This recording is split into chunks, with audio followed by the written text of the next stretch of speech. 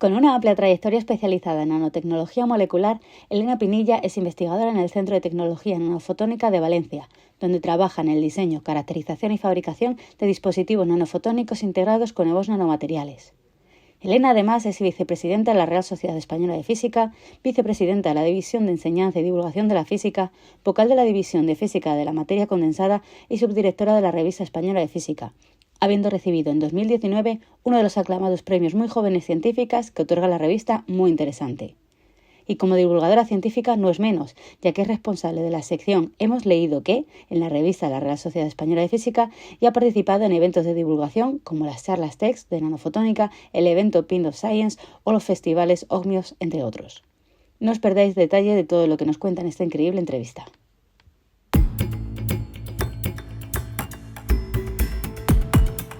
Muchísimas gracias por haberme invitado a participar en este maravilloso congreso y por darme la oportunidad de contaros a qué me dedico.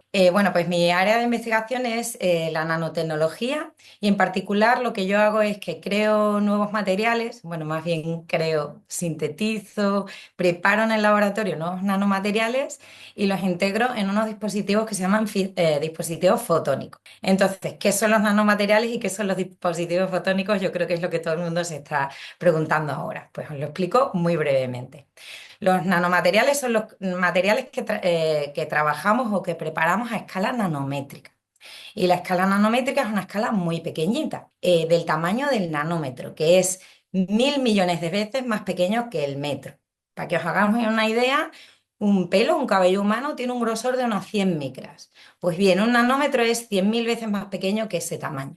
¿Vale? O sea que son cosas muy pequeñitas, muy difíciles de manipular y sobre todo muy difíciles de ver. Entonces necesitamos, por ejemplo, unos microscopios muy avanzados y unas técnicas muy avanzadas para poder ver y manipular la materia a esa escala, pero podemos hacerlo. Y luego la otra parte es la de los dispositivos fotónicos, ¿vale? Un dispositivo pues es un aparato. Los dispositivos electrónicos, que son los habituales que nosotros usamos día a día, pues pueden ser, por ejemplo, nuestros teléfonos móviles, nuestros portátiles, nuestros ordenadores. Pues nosotros fabricamos o creamos los chips que están integrados dentro de esos dispositivos, pero ya no son electrónicos, son fotónicos. Por lo tanto, funcionan con luz, ¿no? Por eso del fotón, ¿vale? Que es una partícula de luz. Entonces hago dispositivos que funcionan con luz, que son muy pequeños a tamaño nanométrico y en los que yo integro dentro materiales también de esos tamaños para darles nuevas funcionalidades.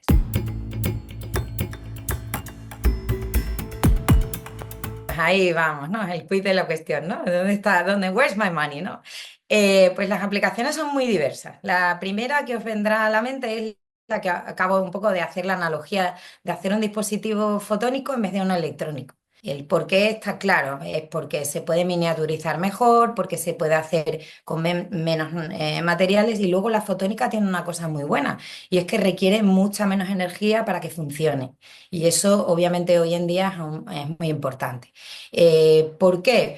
Porque principalmente transmitir información a través de fibra óptica, que es lo que hacemos en fotónica ya, y esa aplicación de la fotónica está en nuestras casas, en nuestros trabajos ya en todo el mundo, es que transmitimos información a través de luz gracias a la fibra óptica y eso se hace de manera muy eficiente porque no pierde energía, no se pierde señal. Eso no pasa con las señales eléctricas, con las señales electrónicas. Todos sabemos que los circuitos se calientan y si no lo sabemos, os lo cuento yo. Todos tenemos un ventiladorcito en el ordenador de casa y ese ventilador está porque pasa una cosa inherente en la conducción de la electricidad entre los materiales conductores y es que se calientan por el efecto Joule y eso produce mucha pérdida de la señal y por lo tanto eso produce pérdida de energía y nos cuesta dinero, entre otras cosas, ¿no? Y eso no pasa con la fotónica. Podemos transmitir con fotones, podemos transmitir con luz información, que es lo que hace la fotónica en las telecomunicaciones. La podemos transmitir por guía, por cables de luz, que serían la fibra óptica. La podemos transmitir por el espacio, ¿no? Podemos transmitir una señal a un satélite y transmitir información a través de los satélites. Y también la podemos meter en los chips.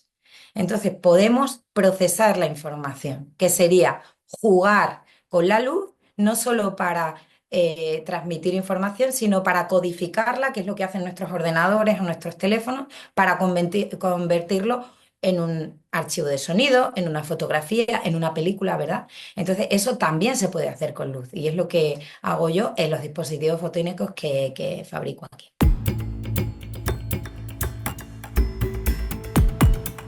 La verdad es que lecciones en los dos lados, yo creo que sí, sobre todo las que yo he aprendido en mi carrera, ¿no? Lo que es poco habitual es la manera en la que yo empecé la carrera académica, digamos la carrera investigadora. Normalmente los investigadores nos formamos después de hacer el grado, bueno, yo hice licenciatura hace unos años, luego haces el doctorado y ahora hay otro camino, ¿no? Haces el grado, el máster y luego el doctorado. Y a partir de ahí muchas personas pasan a la industria, ¿vale? Esa es la carrera un poco habitual si pasas de ser investigador a la industria. Y yo lo hice al revés.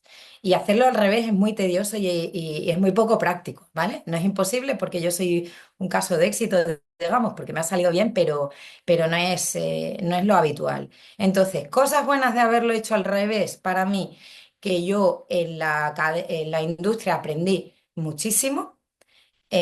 Aprendí de las personas que ya están asentadas que estaban asentadas en la industria en ese momento, porque yo trabajé en una empresa de nanotecnología. Bueno, primero trabajé en el BBVA, en un gran banco, en el que aprendí sobre todo a cómo equivocarme, que todos tenemos que aprender esa fase, ¿no?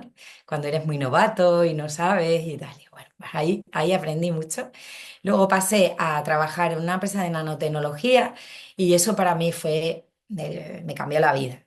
Porque aprendí de los mejores y de las mejores investigadores del momento en España sobre microscopía de fuerzas atómicas y de efecto túnel y visité laboratorios en todo el mundo. Entonces, para mí eso fue una lección fundamental.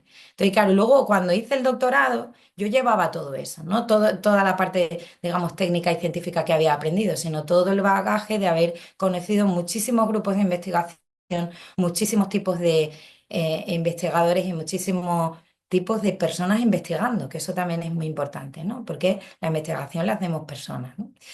De distintos países, de distintas culturas, y eso fue muy, muy positivo para mí a la hora de hacer el doctorado. ¿Qué fue lo malo? Que no estaba metida en la rueda académica, entonces la rueda académica, la carrera investigadora tiene como unos pasos muy definidos y si no va siguiendo uno detrás de otro se hace complicadísimo, ¿no? Y eso también pues fue, digamos, la parte mala para mí de haberlo hecho al revés. Dicho esto, a mí me fue bien y la dificultad que arrastro ahora no es haber conseguido superar todas esas etapas, sino que, digamos, el momento vital para hacerlas no me ha ido acompañando. Entonces, soy mujer y he querido tener familia y tener hijos. Y entonces, si haces la carrera investigadora más tarde, entonces se hace todavía más complicado, ¿no? Entonces, pero bueno, ahí ando intentando lidiar o compaginar o conseguir hacerlo todo, ¿no? ¿Qué puede aprender la academia de los investigadores? Pues muchísimas cosas, ¿no? Lo que pasa que sí que es verdad que se hace difícil hablar el mismo lenguaje cuando uno hace investigación que digamos que tienes unos términos de tiempo mm, que son, digamos, a más medio largo plazo y a lo mejor la industria es un poco más cortoplacista. Y eso yo creo que es una gran dificultad, ¿no? Que llegar a un compromiso entre, bueno, vale, está muy bien, quieres investigar, necesitas tu tiempo, porque en la investigación necesitamos nuestro tiempo. No podemos todavía deciros que vamos a descubrir porque todavía estamos en ello, ¿no? Pero por otro lado, yo sí he trabajado en la industria y en una empresa en la que yo necesitaba saber cuándo podía ofrecer un producto o un resultado. Y claro, al final las empresas viven de eso. Entonces, el equilibrio entre esas dos cosas me parece que es importante. Y también a la industria, a los investigadores nos pone un poco los pies en la tierra de decir, bueno, vivimos en un mundo global con necesidades y hacemos investigación por dos cosas fundamentales. La primera, y yo creo que eso está todo el mundo de acuerdo, es porque nos encanta conocer por la mera curiosidad, porque queremos saber cómo es el mundo, cómo funciona, sin ningún tipo de interés más allá de si eso va a servir para algo o no, pero está esa otra rama, es decir, bueno, todo ese conocimiento, ¿no? Esa es la gran convergencia entre la ciencia y la tecnología. ¿Todo ese conocimiento lo puedo utilizar para el beneficio de las personas? Pues sí, obviamente, ¿no? Entonces, esa es la segunda parte que está bien que los investigadores y las investigadoras tengamos esa conexión con el mundo industrial o con el mundo de la empresa que nos lleva, que nos empuje un poco a luchar porque tenga un beneficio real en la sociedad y tenga alguna aplicación en algún momento en nuestra investigación. Esas yo creo que son las dos buenas partes de cada mundo.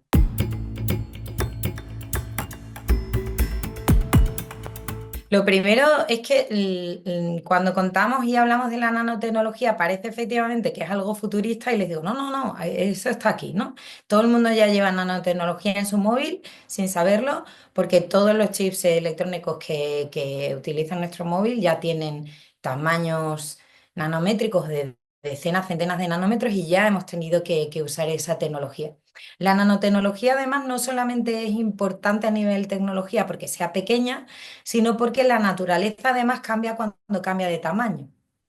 ¿Y eso qué significa? Que de repente cualquier cosa tamaño macroscópico, que es a lo que el término que usamos para tamaño gordo que se coge con las manos, lo haces exactamente igual, pero a tamaño nanométrico deja de funcionar o funciona de otra manera. Entonces, en la nanociencia, ¿no? Que es la ciencia que estudia todos estos efectos, todos estos materiales a ese tamaño, no solamente se ocupa y se preocupa de que nuestros chips funcionen, sino además hemos estudiado previamente cómo se tienen que fabricar para que funcionen a ese tamaño, ¿vale? Eso es una cosa importante que hay que decir. Y luego, partículas de tamaño nanométrico que pasa, por ejemplo, en nuestra salud. Eso sí que me lo han preguntado en alguna charla o en algún evento de divulgación o incluso en alguna clase. Y me parece una pregunta muy pertinente porque es verdad, ¿no?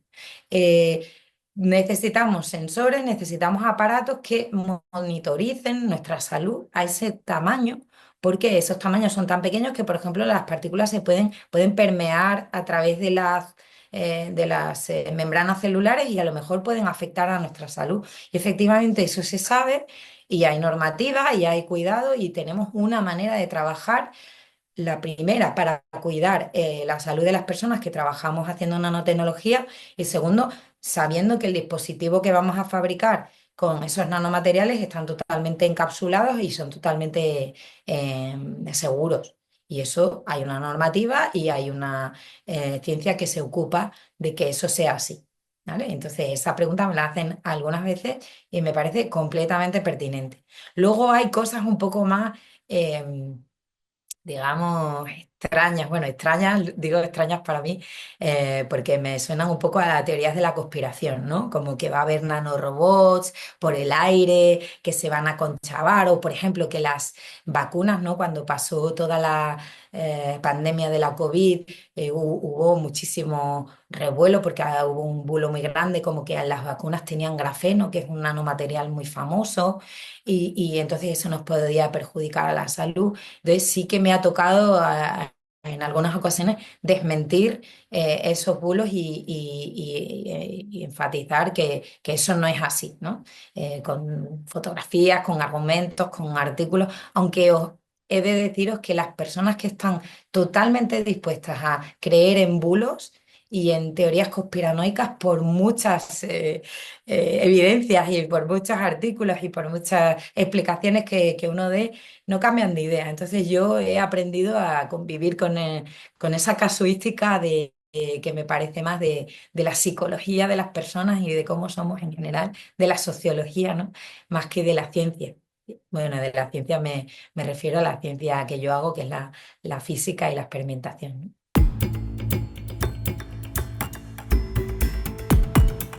¿Y qué podemos ver? Y de hecho la gran revolución y el nacimiento de la nanociencia y de la nanotecnología fue cuando se fabricó por primera vez un instrumento que nos permitía ver, no solo ver y manipular la naturaleza a escala atómica y molecular, ¿no? Que es la escala nanométrica. La atómica es incluso más pequeña. Entonces, alrededor de los años 80, en Suiza fabricaron el primer microscopio de efecto túnel, que es el nacimiento de la nanotecnología y que es un microscopio que ve de una manera diferente. Y efectivamente nosotros no podemos ver las cosas a escala nanométrica, de hecho no podemos ver los virus, no podemos ver las bacterias con nuestros propios ojos, ¿no? Entonces todo el mundo tiene en la cabeza un microscopio óptico, pero el microscopio óptico, el de las lentes por el que miramos todos por un binocular, también tiene una limitación, igual que nosotros. Y es una limitación natural, es una limitación óptica. Entonces, esa limitación nos dice que a pesar de que hagamos la lente más perfecta del mundo, no podemos ver cosas menos con la luz visible, con la luz que se usa para iluminar a través de esas lentes, ¿no? Que es la que ven nuestros ojos. No podemos ver cosas más pequeñas de unos 250 nanómetros. Entonces, claro, ahí ya toda la nanotecnología que os he dicho que es más pequeño que eso, pues no se podría ver, ¿no? No se podría ver un coronavirus, ¿no? Que tiene más o menos un diámetro de unos 100 nanómetros. Entonces, ¿qué hacemos? Pues usamos otras maneras de ver. Usamos un bastón, que es lo que usamos las personas cuando está la luz apagada, ¿no?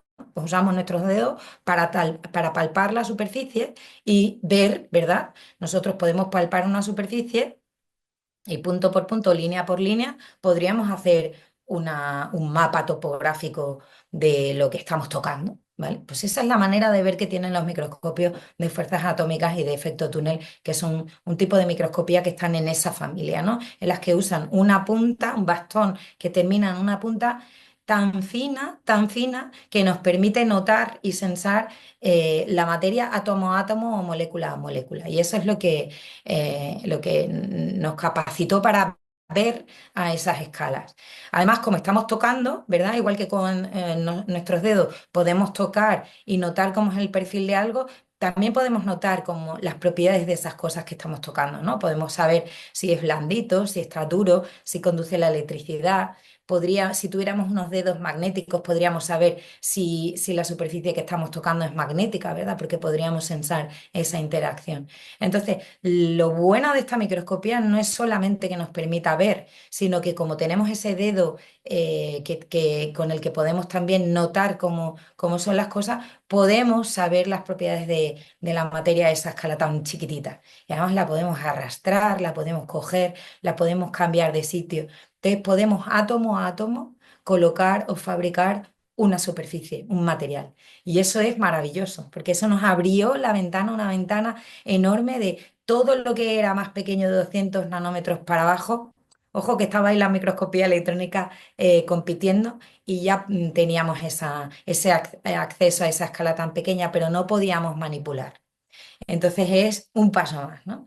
A partir de ahí es cuando nace la nanotecnología y por supuesto que podemos verla, podemos manipularla y esto además está en laboratorios del mundo entero, en España y en todos los países del mundo, en el que cualquiera tiene acceso a ese tamaño nanométrico y si alguien nos dice alguna vez que no existe porque no lo podemos ver, no es así, porque sí que lo podemos ver y además lo podemos tocar. Está la otra parte, que tenemos ya toda la tecnología que nos permite ver y manipular, pero ¿cómo fabricamos un nanocircuito? Eso también es algo muy interesante de, de expresaros, ¿no? De explicaros, porque para fabricar cosas muy pequeñas, imaginaos, necesitamos un laboratorio muy estable, ¿no? Lo primero que no puede vibrar nada.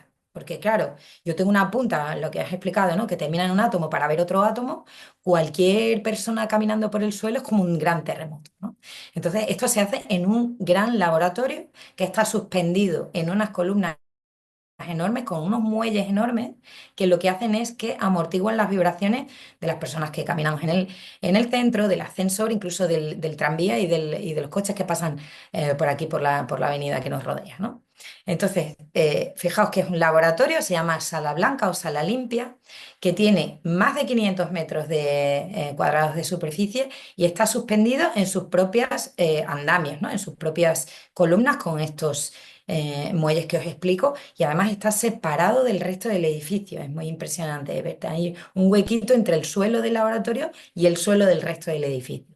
Y luego además este laboratorio es el laboratorio más limpio del mundo. O sea, es 1000 veces más limpio, 1000 o creo que más de 10.000 veces más limpio en algunas zonas que los quirófanos donde se hacen trasplantes en los hospitales, que son, ¿no?, los quirófanos que nos preocupamos de tener más limpios, ¿no?, que no haya ninguna partícula, ninguna bacteria que pueda interferir en ese proceso tan importante, ¿no? Nuestros laboratorios son 10.000 veces más limpios que esos quirófanos. Y eso supone que tengamos que tener una limpieza extrema, un flujo laminar de aire que está garantizando todo el rato que no hay partículas en suspensión de polvo o de cualquier otra cosa que pueda interferir en esa fabricación de ese nanocircuito, ¿vale? Son circuitos que caben en tamaños más pequeños de una célula, o sea, circuitos de tamaño nanométrico, os recuerdo, 1.000 millones de veces más pequeño que el metro, ¿no? Y los podemos fabricar en ese tamaño.